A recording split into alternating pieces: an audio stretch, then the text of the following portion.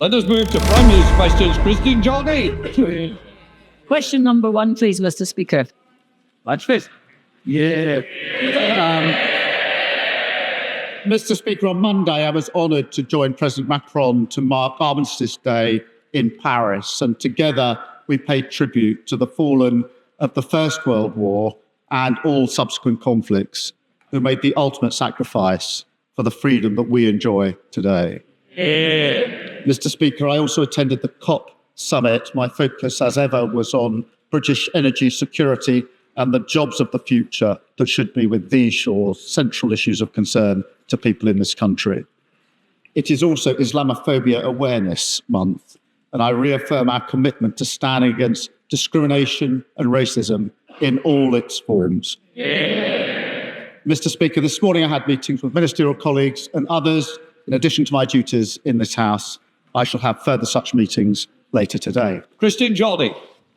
Thank you very much, Mr. Speaker. In the 2 weeks since the budget, I've been contacted by several GP practices in my constituency of Edinburgh West, including my own, I should say, with their genuine fears that the impact of the changes to National Insurance employers' contribution will threaten their ability to continue to offer the public the health service at the standard they do at the moment. And they are far from the only ones struggling, particularly in the health and social care sectors. So can the Prime Minister tell me, or perhaps he and his Chancellor would like to come to my constituency and explain to those GPs, to charities and others, how they are meant to cope without extra support from the government?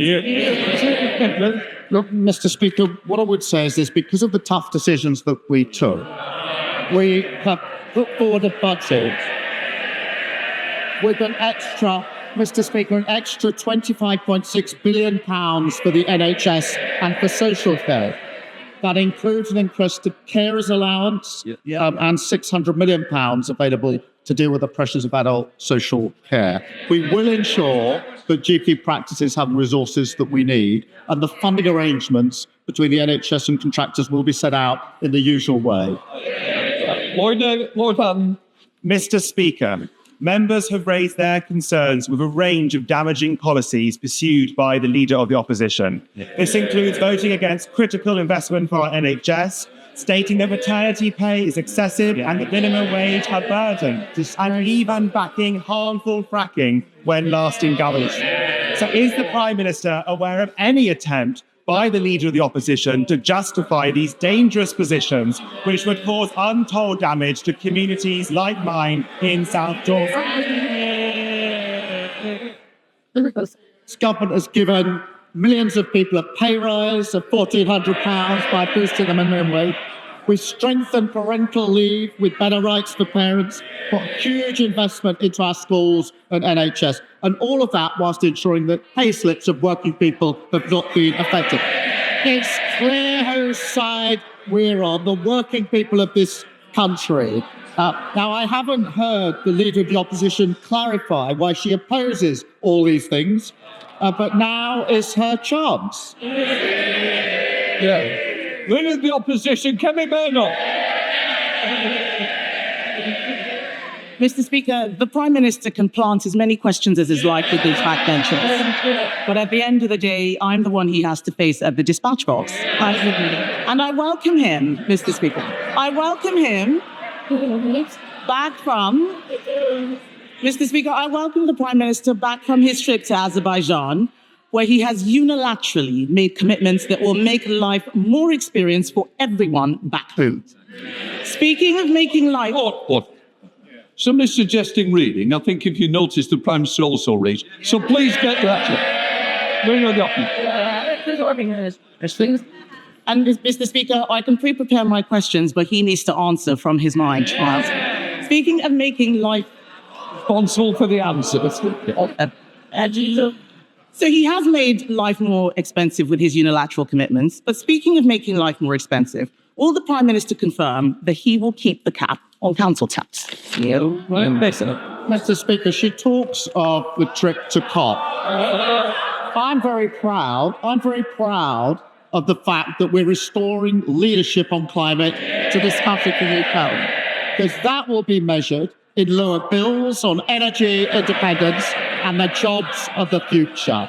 And in relation, and she may have missed, but on Monday, I was very pleased to announce a huge order into jobs in Hull for blades for offshore wind. If she's opposed to that sort of action, she should go to Hull and say so. On the question of council, she knows what the arrangements are.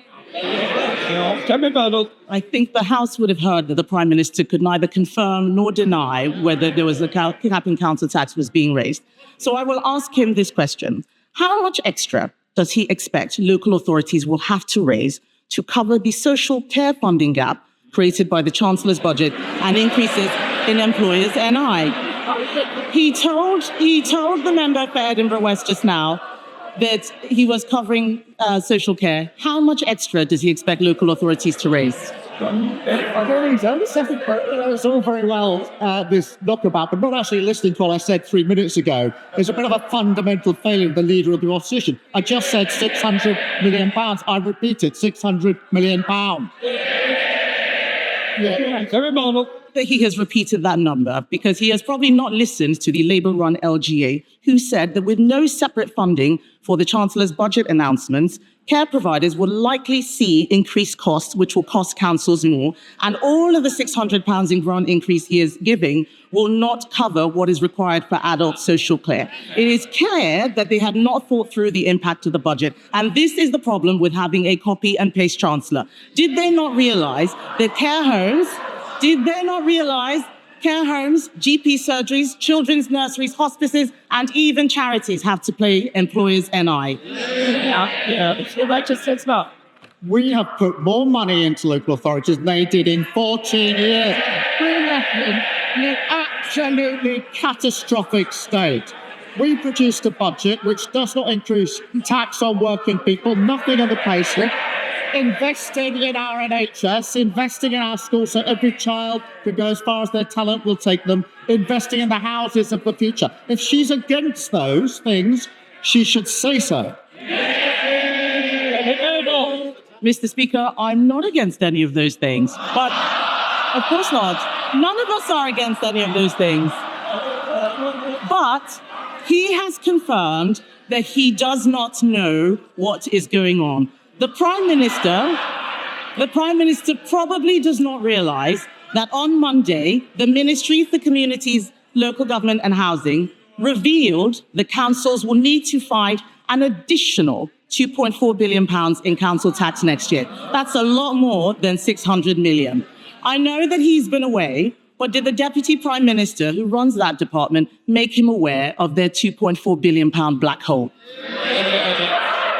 So let me get this straight, Mr. Speaker. She doesn't want any of the measures in the budget, but she wants all the benefits. So the budget manager is back after 2 weeks in office. 2 weeks in office. They've learned absolutely nothing. We've put forward a budget which takes the difficult decisions, fixing the £22 billion black hole that they have, investing in the future of our country. They say they want all of that, but they don't know how they're going to pay for it. Same old Tories.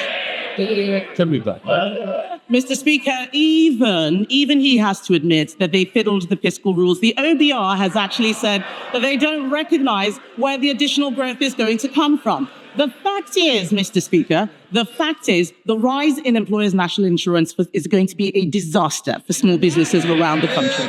Mr. Speaker, let me tell you about Kelly. For over 20 years, Kelly has run an after-school club business supporting 500 children and families in her borough. In 2024, her national insurance cost was about £10,000.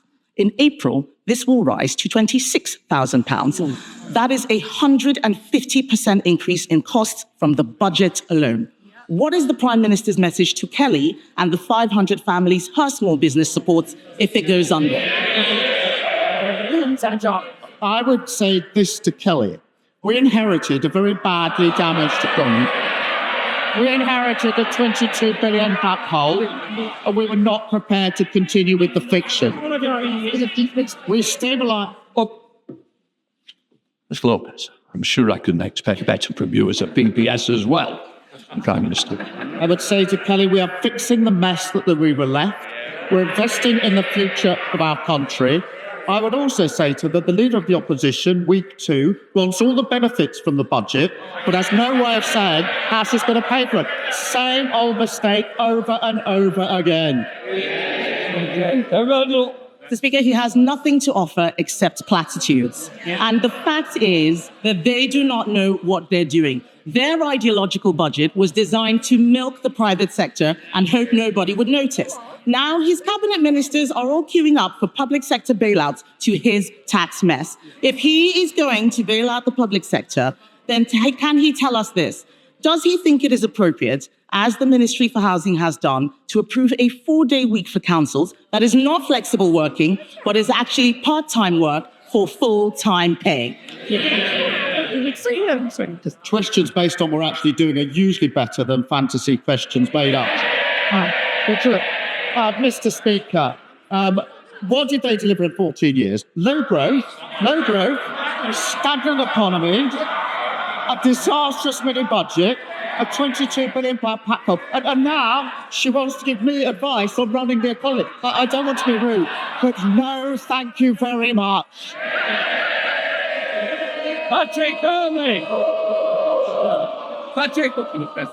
Patrick, yes, you right at the end, Patrick. Sorry. Thank you, Mr. Speaker. Towns like mine in Southport need investment and support after 14 years of decline from the party opposite. So can the Prime Minister confirm that his budget will provide that much-needed investment for towns like mine, and further confirm that, unlike the previous government, my local authority and the public services that my town relies on will be finally properly supported? Can I begin by paying tribute to my honourable friend and to his constituents in Southport? They've shown extraordinary courage and resilience as they tried to rebuild from the devastating tragedy and loss earlier this year. We will ensure, Mr. Speaker, that the people of Southport are supported now and in the years to come. The budget is designed to fix the crucial services that his constituents rely on, including £1.3 billion of new funding for local government, an investment in safer streets, in our NHS for the future, and that's the direction in which we're taking the country. Very Liberal Democrats, Sir Ed Dick. Thank you, Mr. Speaker. When it comes to fixing the crisis in the NHS that he's inherited, the Prime Minister has rightly recognised the need to improve access to GPs. But like my honourable friend, the member for Edinburgh West, GPs in my constituency are writing to me to tell me how worried they are about the impact of the national insurance hike on patient care. So I listened very carefully to what he said to my honourable friend, but I have to say I hope he can think again. Will he at least exempt GPs, community pharmacists and other health and care providers from this tax rise? I hear the point he makes. I understand the concern. We have made a huge investment in our NHS, the biggest ever investment in our NHS for many, many years. And certainly almost all the people working in the NHS are very, very pleased to see that investment in them and in their service. On the question of GPs, we will ensure they've got the resources that we need, and the funding arrangements will be set out in the usual way later this year. Sir Ed David. I have to say, I think patients and GPs and others listening to answer will want more reassurance and much more quickly. But if I may turn to the war in Ukraine, Mr. Speaker, a senior advisor to President-elect Trump, Donald Trump Jr., has shared a post on Instagram that declares that President Zelensky will soon, within the next few weeks, lose his allowance. If the Trump administration does withdraw support from our brave Ukrainian allies, will the UK and Europe step up to fill the gap? Will he seize frozen Russian assets, not just the interest, but the assets underlying that, so we can fund a huge boost to the Ukrainian forces in their fight against Putin's war machine? Mr. Speaker, as he knows, we've been resolute and strong in our support for Ukraine in the face of Russian aggression. And I have been speaking, as he will know, in recent weeks with other leaders about how we put Ukraine in the best and strongest possible position at this time. And I'll continue those discussions. Thank you. David Bates. Thank you, Mr. Speaker. Child poverty is a national scandal. In St Helens North, it increased by over 50% under the previous government. Does the Prime Minister agree with me that we need to address this, ideally cross-party? And if so, does he share my concern that the Conservatives have opposed actions we're taking with the budget, employment rights, housing and more, not to mention the leader's comments on maternity pay, which suggest they just don't get what working families and their children need? My honourable friend is absolutely right. Under the party opposite, we saw child poverty increase by 700,000. This was a budget that not only invests in our NHS and our schools, but also ensures that working people won't face a penny extra in their pay slips or at the petrol pumps. And then because it came to tough decisions on tax, we haven't touched national insurance, income tax or VAT, just as we focus on working people. We also gave 3 million of the lowest paid a pay rise, something which the party opposite seems to be opposing. Thank you. Yeah. Gavin Robinson. Thank you very much, Mr. Speaker. Prime Minister, Lebanon is in crisis and my constituent, Catherine Flanagan, is in despair. Her 3-year-old son, David Nally, has been out of her care for the last 2 years. The Belfast High Court has indicated that he should be returned to his mother, and they have issued a bench warrant for the arrest of his father. But when she fled domestic violence in Beirut, she got no help or assistance from the UK embassy. And when she has sought assistance from the Foreign and Commonwealth Office to be returned with her son, to see her son again, and this British citizen come back to the UK, she has not received the assistance that she or I in our community expect she should. Can I ask the Prime Minister to engage in this issue, and at the very least, ask the Foreign Secretary to assist my constituent in her earnest desire to see her 3-year-old son again? Can I thank the Right Honourable Member for raising this case and for all that he's doing on behalf of Catherine and David. I hope they get some comfort from knowing they've got an MP working so hard on their behalf. It is, I know, a complex and difficult situation, but of course I will make sure that the relevant meetings are set up with the relevant ministers to ensure that he gets the answers that he needs on behalf of his constituents. Jacob Collett. Thank you, Mr. Speaker. My constituency of Burton and Uttoxeter is the home of UK brewing and has the best pubs in the country.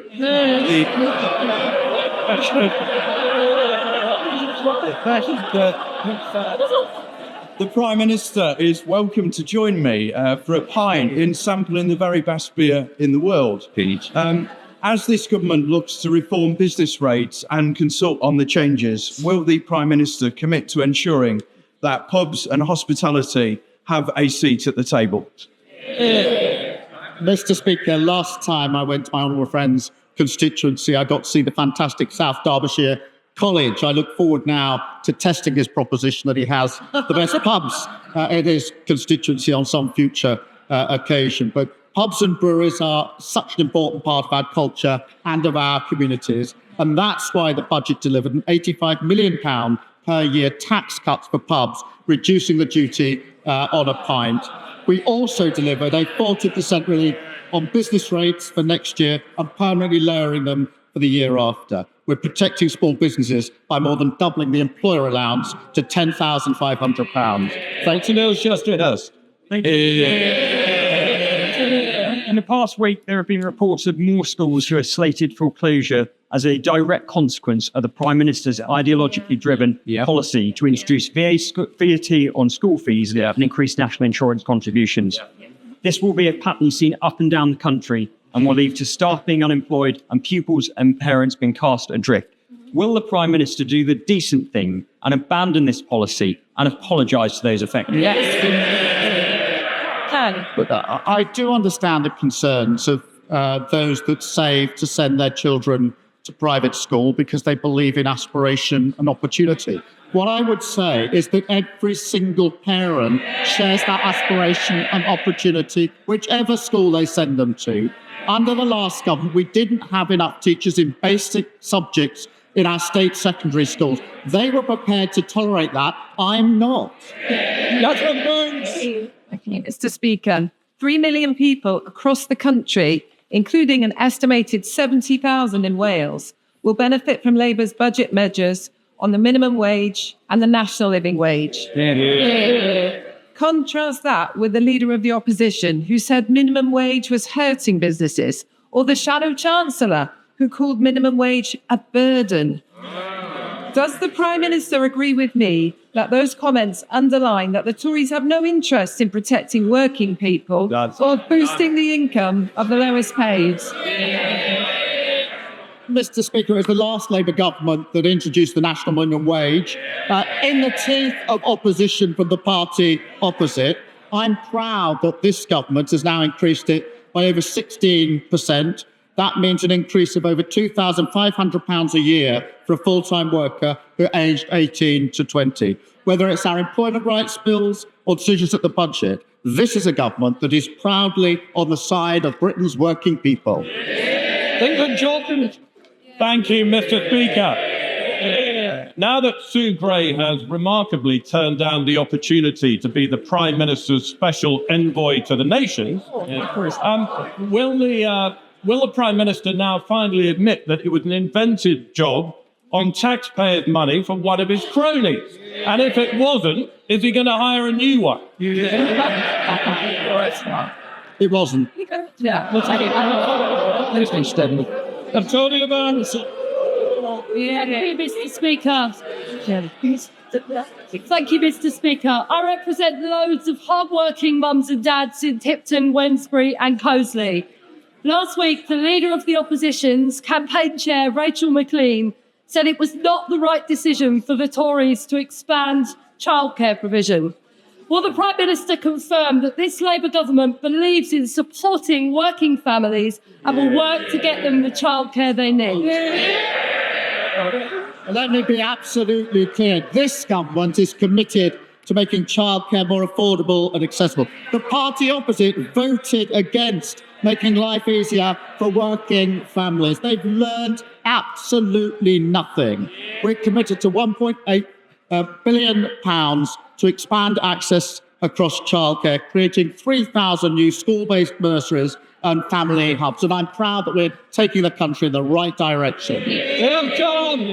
Mr. Speaker, Article 2 of the United Nations Genocide Convention makes it explicitly clear that genocide is not about numbers, it's about intent.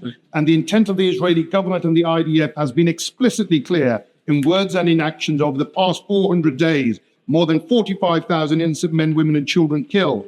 On the 28th of October, the Foreign Secretary denied that a genocide was even taking place and suggested that the Israeli army had not yet killed enough Palestinians to constitute a genocide. And last week, the PMQs, the Prime Minister started that he has never referred to the atrocities happening in Gaza as a genocide. Will the Prime Minister share his definition of genocide with this House? And will he state what further action he is prepared to take to save lives of desperate and starving men, women and children, given that we now hold the presidency of the United Nations Security Council?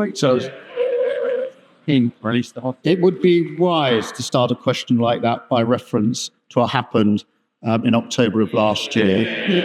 I'm well aware of the definition of genocide, and that is why I've never described this as and referred to it as genocide. Katie White. Mr. Speaker, my constituent's daughter, Bethany Ray Fields, was brutally murdered by her ex-boyfriend in 2019, despite raising multiple alarms of this abuse of the police. Bethany's mother, Pauline, travelled down to Parliament this week to bring her case to the Minister. Does the Prime Minister agree with Pauline that more needs to be done to shift the culture towards believing and reacting fast to victims when they sound the alarm of concern as one way to reduce violence against women and girls? What happened to Bethany is appalling. My thoughts, as I'm sure the whole House is, with her families. We do need a culture shift here, and we have committed to halving violence against women and girls in a decade. No government has ever made that commitment before. I hope that can be something which is shared across the House, because this is so important. And it starts with that central question of belief and confidence for every woman or young woman who comes forward. There are probably about 9 who never have the confidence to come forward. And that starts with belief and the culture that we put in place. And we're committed to that. I invite the whole House to join us on that mission to halve violence against women and girls. Nigel Farage. Thank you, Mr. Speaker. I'm sure the Prime Minister and the whole House would wish to congratulate Donald Trump on his landslide victory last week. Is that hold on. I will hear the question. Nigel, thank you. But within a couple of days, we'd learned of a third assassination attempt. Charges have been laid, and behind it are Iran's Revolutionary Guards. Has the time not come, Prime Minister, to prescribe what is so obviously a terrorist organization? And in doing so, not just do the right thing, but maybe mend some fences between this government and the incoming presidency of Donald Trump's, given that the whole of his cabinet have been so rude about him over the last few years. Well, I'm glad to see the honourable member making a rare appearance back here in Britain. He spent so much time in America recently. I was half expecting to see him on the immigration statistics when we see him at class. But he may have missed. I did congratulate the incoming president last week. And we will work with him. The point he makes about Iran is a very serious point, and we will work across the House and with our allies on it. Obviously, on question of prescription, we keep them under review. Thank you. Abdul Kalam. Thank you, Mr. Speaker. I welcome the Prime Minister's recognition of Islamophobia Awareness Month and his commitment to supporting Muslim communities. The APPG on British Muslims' definition of Islamophobia is one of the most widely accepted definitions on this issue. And I have been discussing the adoption of it with the Deputy Prime Minister, Minister of Faith, and the Leader of the House. Given recent riots and doubling of Islamophobic hate crimes over the last decade, can the Prime Minister outline the steps this government will take to tackle this issue and commit to ensuring a clear and effective definition of Islamophobia? Well, I thank you for raising this important issue. Whatever the hatred, there has been a rise in the last 12 months or so, and I think the whole House will join in saying we must meet any rise in hatred in whatever form it is, including Islamophobia. We are working with others to take this forward, and I'm happy to meet with him further on that. Thank you, Mr. Speaker. I was in South Lochaber at the weekend speaking to pensioners who still cannot understand why the Prime Minister chose to take away their winter fuel payment. And one of them remembered from just 2 years ago, the then leader of the opposition saying, looking ahead to winter is frightening. I've met pensioners who have no idea how they'll heat their home. And she asked me to ask you, Prime Minister, whatever happened to that guy? Mr. Speaker, as he knows from previous answers, we've taken tough decisions in this budget to deal with the situation that we faced. Because of that, we've stabilised the economy, which means we can commit to the triple lock. Because of the triple lock, pensioners will be better off. But I'll take no lectures from his party about running the economy. Their record in Scotland is terrible. Thank you, Mr. Speaker. I welcome the establishment of a flood resilience task force because in my constituency of Broxtowe, there has been unprecedented flooding that has affected many of my constituents. There's rising concern and significant financial insecurity for many who face distress, trauma, and fear in their own homes. May I ask the Prime Minister what other measures he's taking to improve flood resilience and support that will be available to my residents and my constituents in Broxtowe? I do know the dreadful impact that flooding has had on her constituency, including with Storm Henk earlier this year. The last government left flood defences in the worst condition on record. We are investing £2.4 billion in flood resilience over the next 2 years, and we've launched a flood resilience task force to coordinate national and local flood preparation to better protect communities and our economy. Rather than heckling, they might take a reflection on the record that they left. Mr. Speaker, the residents of my constituency in South Basildon and East Thurrock are facing a triple whammy of increased council tax of 50%, reduced public services, and a borrowing on £1 billion worth of emergency funding, which is 1% above base. That 1% is £10 million approximately per year that's going to the Treasury that could be spent on frontline services in Thurrock. Will the Prime Minister commit to reducing that rate so the money can go where it belongs? Well, I thank him for his question. The last government made life even more difficult for councils needing exceptional financial support by charging a premium on borrowing. That was the wrong decision, which had a huge impact on vital services, and we will be taking a different approach. We're delivering in real terms increase on core public, on government spending power, and that will benefit his constituents. Thank you, Mr. Speaker. The leader of the opposition took time at her party's conference to say that a little bit of adversity in life is good for people's mental health. That approach clearly did not work for the 2 million people who are stuck on mental health waiting lists because of the last Tory government. Can the Prime Minister commit to tackling mental health waits in the NHS? I think we've obviously recognised the devastating impact that mental health problems have on people's livelihoods. And Lord Darcy's report showed that waiting lists are far too long, and there's a shocking decline in mental health in children under the last government. Giving mental health the attention it needs, we're doing by recruiting 8,500 mental health workers, much needed, and of course, reforming the Mental Health Act, which in my view is long overdue. Thank you, Mr. Speaker. Chalk stream rivers are rare with a unique ecology. Most of them are in the UK, and 2 are in my constituency of North East Hampshire. Last year, chalk stream rivers were hit with 14,000 hours of sewage discharges, and the previous government did nothing, despite calls from my honourable friend, the MP for Chesham and Amersham. Will the Prime Minister introduce a special protection for our chalk stream rivers? Well, I thank her for raising this. So we are committed to protection and restoration of unique chalk streams. She's right, the destruction of our waterways should never have been allowed. And we've announced immediate action to end this disgraceful behaviour. New powers with tougher penalties, including fines, banning bonuses, and bringing criminal charges against those who persistently break the law. We've also launched a water commission. Thank you.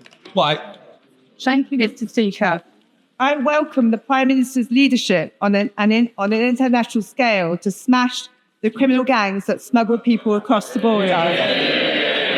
The Labour government have returned over 9,000 people with no right to be in the UK, which is 20% more than the party opposite. Will the Prime Minister confirm that he will continue this trade and smash the gangs that profit from people's misery? Yes, the last government lost control of our borders. And in the first 6 months of this year, small bite arrivals were up 18% on the same period last year. They spent £700 million on returning, 4 volunteers to Rwanda. Since coming into office, we've returned 9,400 people with no right to be here. They talked about getting the flights off. We've got the flights off, including the single biggest deportation flight. And so that's why we're investing another £75 million in smashing the gangs. We're absolutely determined to have a serious response to a serious question, not a gimmick that achieved absolutely nothing. Thank you, Mr. Speaker. Ensuring every child has access to a great education, I'm sure, is a priority for all across this House. And I welcome the announcements for extra funding for children with SEND at the budget. The Chancellor, in her speech, announced a £2.3 billion increase in core spending and £1 billion for SEN. However, the budget document states that they are, in fact, both from the same pot, announced twice, which is correct. The Chancellor made this absolutely clear in the budget, putting that huge investment into special educational needs. It's an issue that is of concern across this House, because I think all members are recognising the appalling record of the last government. It's been raised from its own benches, the appalling state of SEN. So I'm very proud of the money that this government is putting in where the last government failed. Mr. Speaker, there's not a week that goes by where my office isn't contacted by young people and their families who are being let down by the shocking state of SEND provision locally. Yeah. Across my constituency, I'm trying to work across party lines to push both Central Bedfordshire and Hertfordshire Council to do more. And I welcome the fantastic extra news in the budgets about additional funding and subsequent announcements about increased support for mainstream settings. But we know we're going to do more, need to do more. So can the Prime Minister assure my constituents that we won't shy away from the whole system reform needed to finally ensure every young person has the support they need to thrive in school? No, we won't shy away from that challenge because it's far too important for the children and the families and the communities involved. And therefore, we will not only put the necessary money in, but we will look at the reform that is needed alongside the investment, and we will finally fix the problem, another of the problems that we've inherited from the lot opposite. Final questions for Alex Shelbrooke. Thank you, Mr. Speaker. On the 29th of November, this House will be asked to consider second reading one of the most consequential pieces of legislation to this country's makeup. But I am generally approaching this with an open mind, but have many concerns. And what concerns me, Prime Minister, is the short space of time on that day. So could I ask you, Prime Minister, that before we get to the 29th of November, that the government will make a commitment that we can have 2 days, 16 hours of protected time on the floor of the House in government time, that we can examine and debate in this House the report stage so that many of the arguments we are concerned about may be able to be brought out then, because otherwise, Prime Minister, people like myself may decline a second reading over fear that we may not get to be able to debate these issues in full. Well, I'm grateful to him for raising this issue. It is obviously an important issue, an important vote. And I know that there are strongly held views on both sides of the debate across this House. And that's why it will be a free vote. I think every member needs to decide for themselves how they will vote on it. It's a free vote. I do think there's sufficient time allocated to it, but it is an important issue. Right, that completes Prime Minister's questions. Let's run bench.